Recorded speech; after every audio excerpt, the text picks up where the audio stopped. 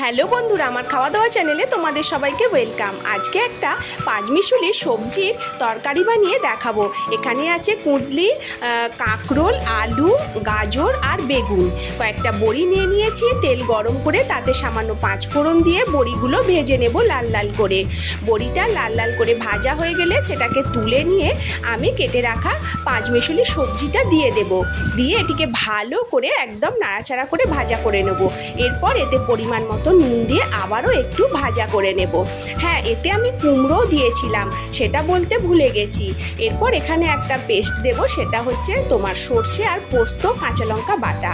এরপর গুঁড়ো লঙ্কা, হলুদ গুঁড়ো দিয়ে ভালো করে মশলাটাকে কষিয়ে ওই পোস্ত সর্ষে বাটাটা দিয়ে আবারও কষিয়ে পরিমাণ মতো জল দিয়ে চাপা দিয়ে দিয়েছিলাম।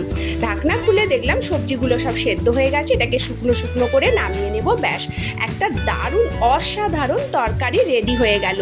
তোমাদের কেমন লাগলো সেটা জানিও।